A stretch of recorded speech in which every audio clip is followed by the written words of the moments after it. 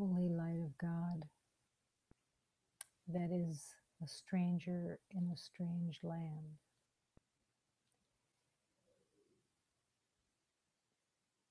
Everyone that incarnates is really a stranger in a strange land. And the learning of your holiness, of your perfection, of your innocence is what starts to melt that sense of strangeness away. But in the world of the belief of light and dark and good and bad, right and wrong, it doesn't seem to be a total stranger. There is always that sense of this familiar, and the ego counts on that familiar because that always is the first choice, the familiar. Trying to get away from being a stranger in a strange land to the familiar, and believing that there is safety in what you know. And it does take such a leap of faith to step into what you don't know. It is a leap of faith. The familiar is always there, always enticing. It kind of reminds me of going to a carnival. And at the carnival, all the people that are working behind in the booths are all like yelling at the participants, saying, "Hey, over here, come pay attention over here." And that's the ego's carny bark.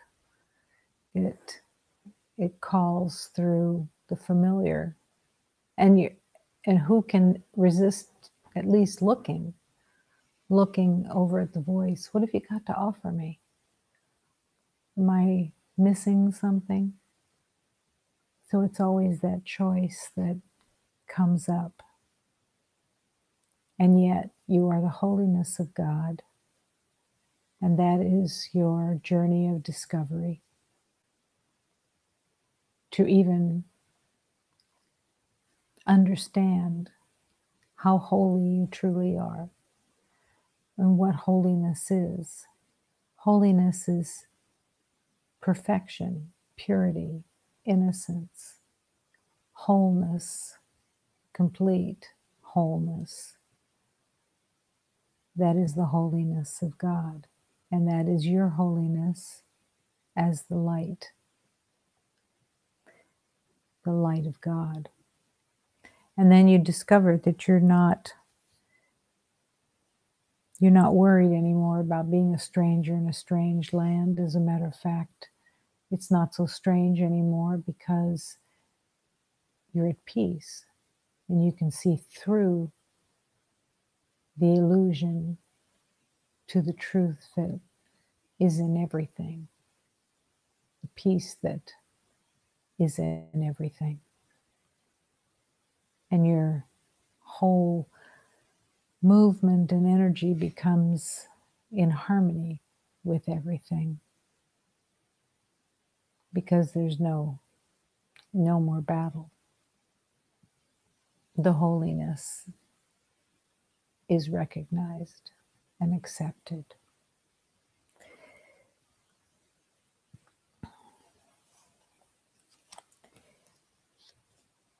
This is a hymn of José's that I haven't sung before. I have sung it, but not in this context. Fear is the death. This is in reference to the way of looking at light and dark as your higher and lower self. But in actuality, there is only the higher self. And so it doesn't end up being called the higher self anymore because it is just the self. Fear is the death of my higher self.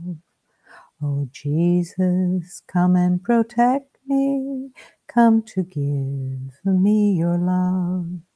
Oh Mother, here I ask you to save me from this darkness. Open in me the holy light, teach me the holy love. Oh Mother, please release me from this terrible darkness. I want the holy light.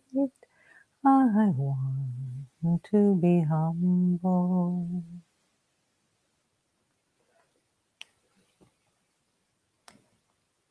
Come to give me your love, your light, and let me find the humility to walk in the light of love as one with all life itself. Not wanting to pass anybody by, not wanting to go faster to get to the end of the line, to get to the front of the line, but just resting in peace. Open in me the holy light, teach me the holy love. Always wanting that instruction, that direction, wanting to be shown the way.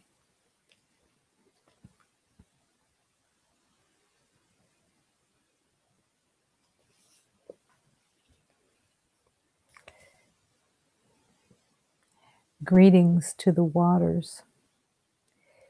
The divine energy of the Holy Mother is in all the water that runs through this earth and holds within that water the essence of the Divine Mother.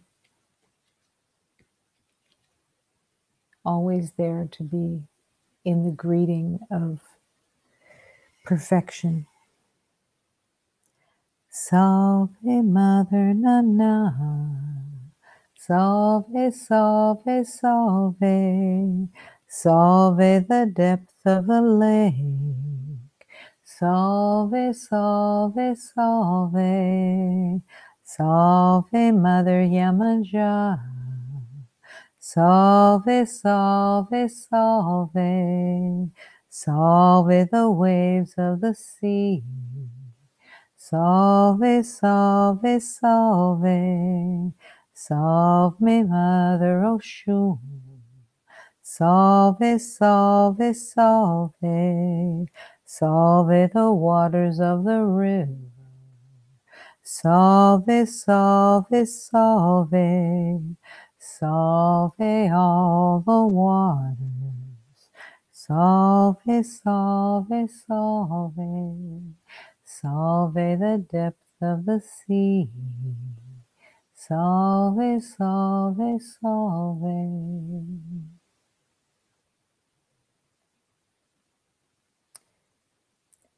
The divine energy of the Mother is in all living water. When you go into the ocean, you can feel the energy of the Divine Mother and how she holds and is one with the water. You can feel her vibration that is massively expansive, so deep, so wide, and the Divine Mother's vibration is running all the way through the water because you can't separate the Divine Mother from the water.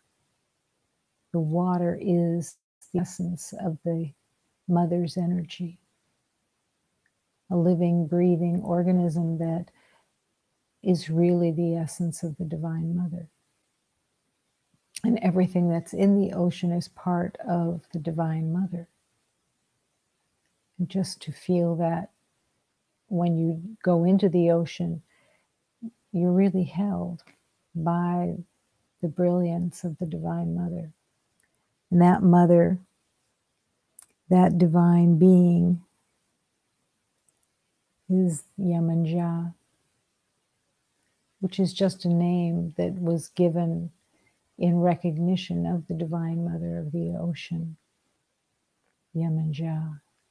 When you go into the rivers, you can feel the vibration of the Divine Mother that holds the river in its integrity, in its force field. You can feel Oshun, you can feel her running through the rapids within a river, you can feel her movement as sharp and quick, and then at other places within the river she becomes soft and open and slow, inviting. It's all the energy of love that is waiting to be discovered in all elements of life. So whether you're touching into a lake, the ocean, the river, it's all the Divine Mother waiting for you to listen and open with the communication that's there for you. And it's always there. It's just recognizing that it's there. Greetings to the waters. The word salve is saying blessing, blessing, blessing, because we are so blessed to have every aspect of life filled with the energy of the divine, waiting to be discovered.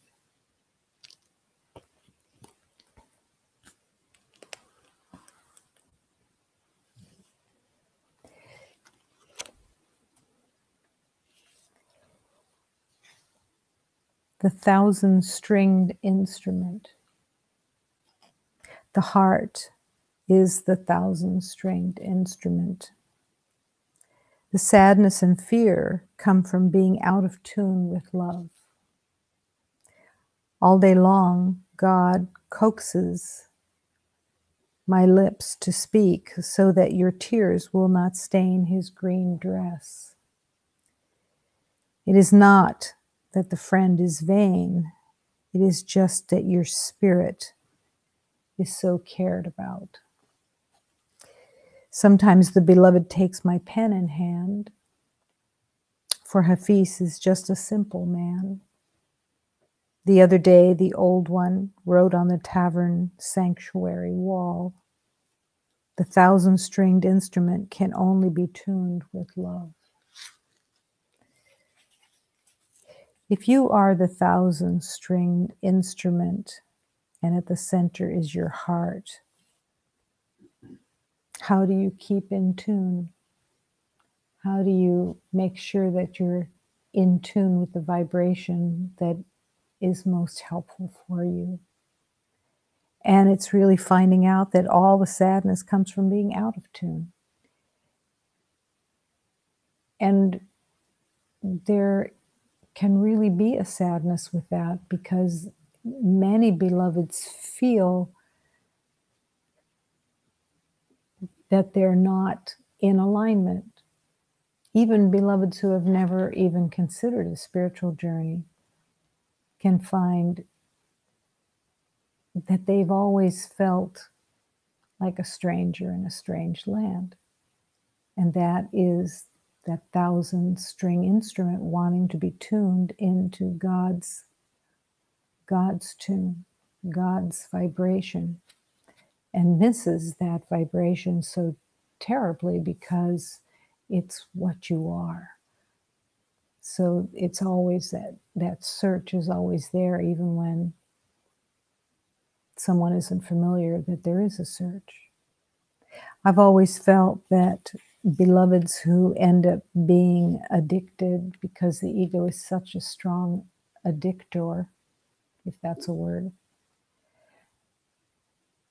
but that the addiction of like alcohol or drugs is just the despondency of not being connected, of not being in the awareness that they're not a stranger in a strange land, that that the connection isn't touchable to them, or doesn't seem to be touchable. Whether that's all of it or part of it, but it's there. It's there with every type of addiction. It's why people have to buy stuff all the time. It's why there's food addictions, why there's addiction to pleasure, there's addiction. It's the shiny objects. The shiny objects of the ego are extremely seductive, because when you have that sense that there's something missing, you do want to keep trying to fill it up. And as the teaching says, you have a giant-sized hole in your heart that is longing for God, and you fill it with everything except God, meaning you fill it with the world. But it's tempting.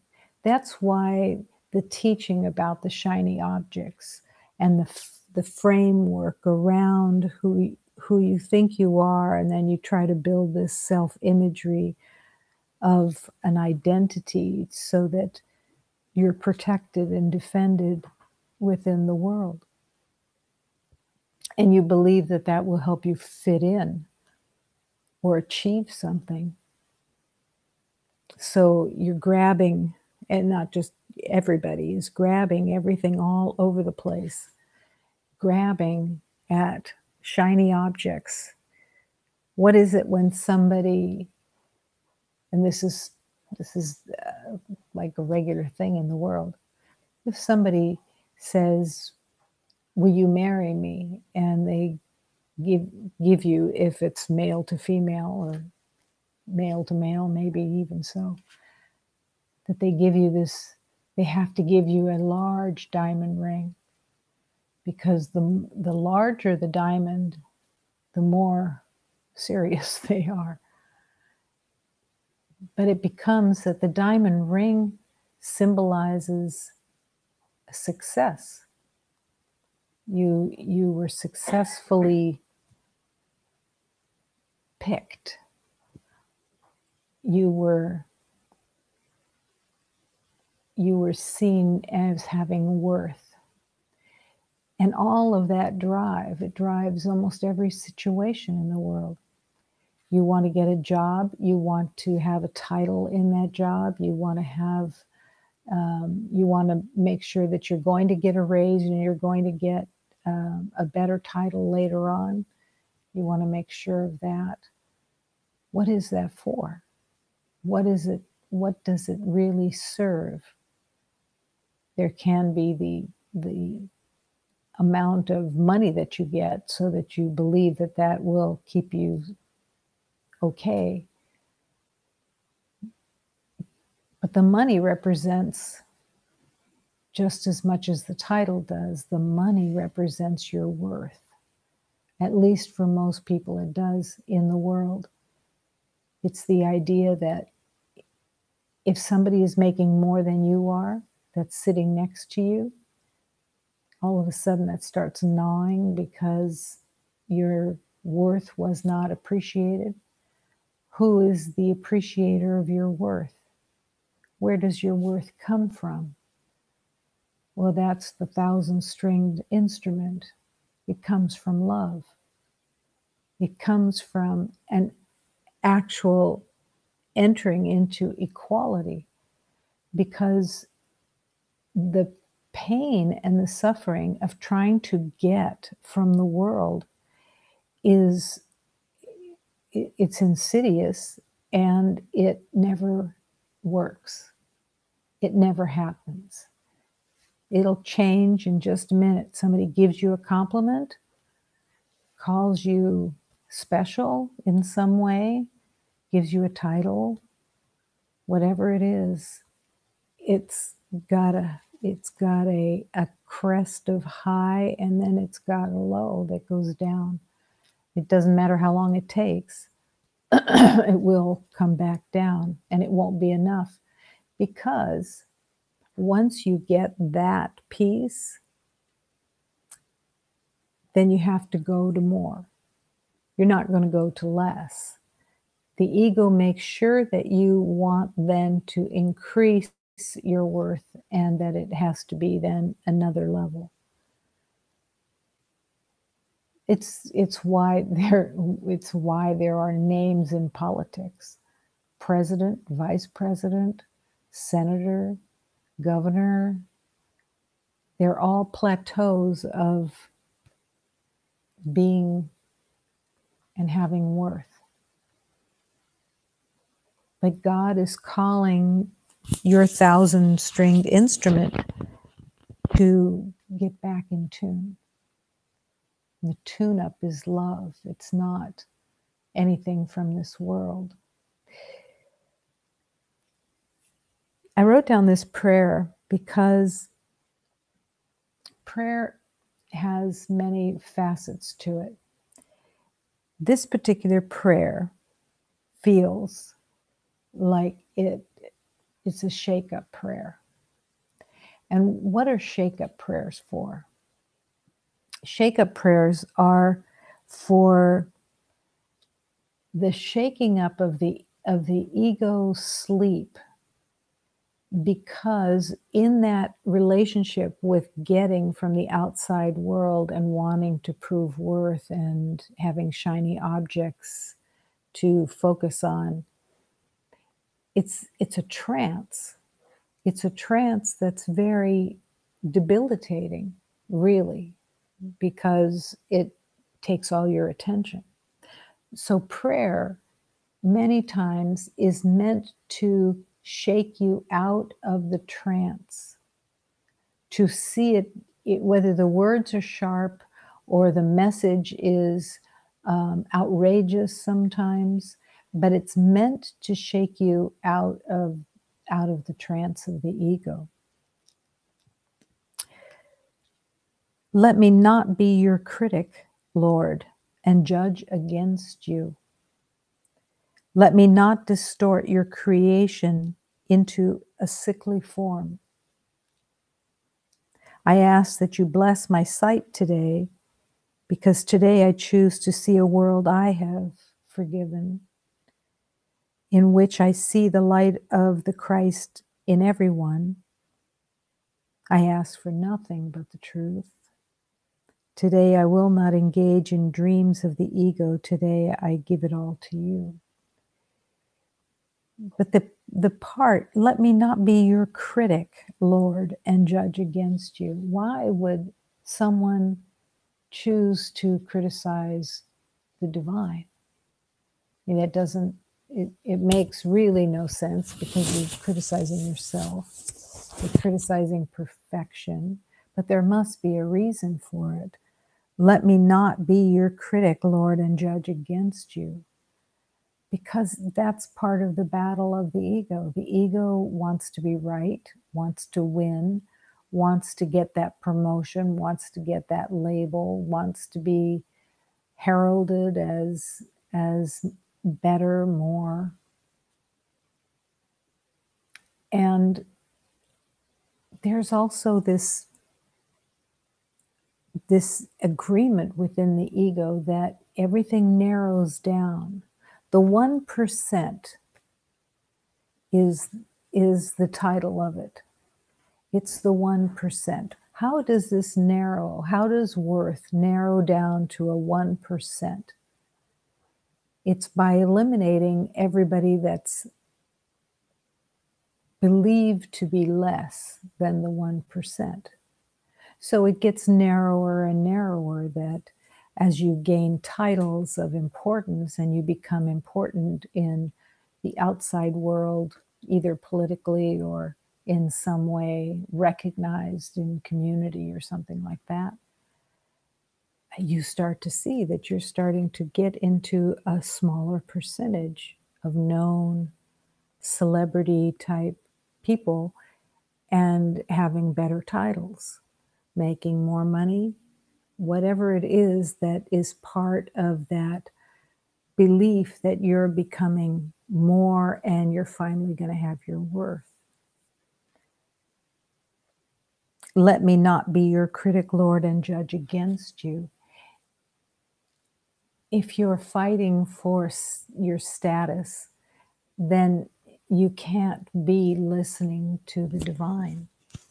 And that's all that love wants for you, is to be able to listen to love and follow the way of love instead of the fear and sadness that comes from trying to be a more successful individual. I used to bring into the inquiry often the idea of having amnesia, and how what a glorious spiritual teaching that would be if everybody had amnesia and had to go without that identity. What would you bring? What would you communicate with? You'd have to start at the beginning, at the innocence, at the I don't know, and to meet each one as a reflection of yourself, because there would be nothing else to recognize at all, but just to be able to join in that oneness. Let me not distort your creation into sickly form. This is only saying, don't take anything that God has created, which is another divine being of any kind, and try to either get ahead of them or stay behind them or make them something that they're not, or lead them in a direction that's not opening to the truth of love. What a beautiful calling it is to be the one who is called to bring truth to every relationship, whether it's someone in the grocery store or in a job.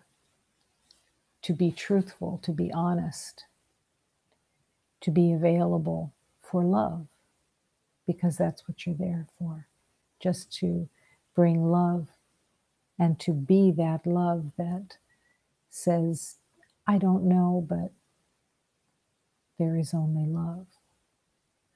I don't know the answer for everyone's journey, or any answer for anyone's journey, but there's only love. Let me learn to love. I want to see the light of the Christ in everyone. I ask for nothing but the truth. What a beautiful place that is, to ask for nothing but the truth, when the shiny objects of the ego are calling to you to want that advancement within the world. But the truth, when you're praying for only the truth, then that's what's going to be presented to you. That's what you're going to see, is the truth. Can you see past the shiny objects that anyone is carrying or playing a game with? See past it and see that everyone that is playing with that game of proving worth is still in a cry for love. The playing of worth doesn't change the cry for love. It's fear that is trying to prove worth. And when you see it that way, then you can have the compassion for anyone who is trying to manipulate and control things, or trying to be in a higher 1% or whatever it is.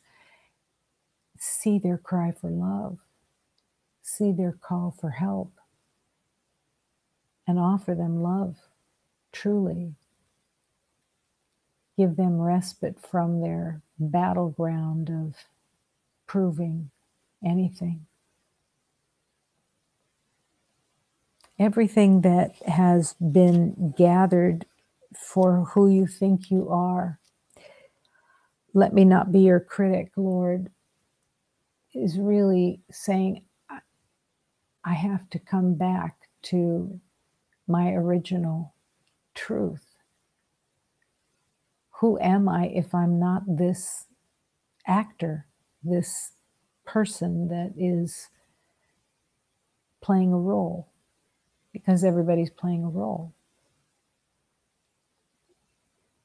But at the same time that you think everybody's playing a role, you're being called to tune to the tune of the 1,000-string instrument, to make sure that it's tuned into love, so that you can offer that love to everyone who's thinking that they're an identity.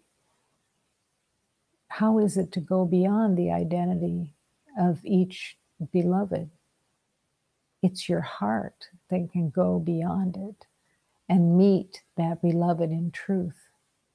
Doesn't mean that you're talking God language. You're talking compassion. You're talking encouragement. You're talking gentleness and honesty and light. And that's your gift that you're giving to each beloved, as you recognize you're not interested in the shiny objects anymore. And you realize that they never gave you anything that changed your awareness of your wholeness. So then you drop the shiny objects and no longer want them to be in charge, no longer feel the mesmeration, being mesmerized by these shiny objects. You wake up from the trance and you offer love. Sometimes the beloved takes my pen in hand and writes on the wall, the heart is a 1,000-stringed instrument that can only be tuned with love.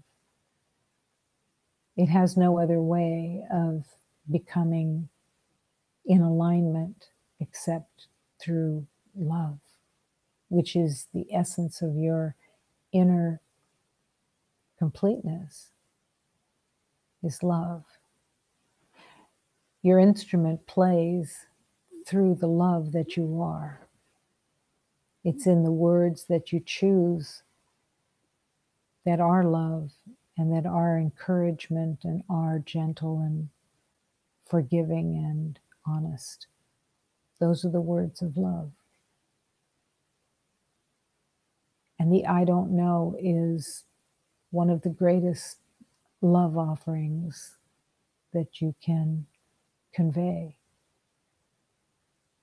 That you don't know, but that you're trusting in the light of God to show you the way.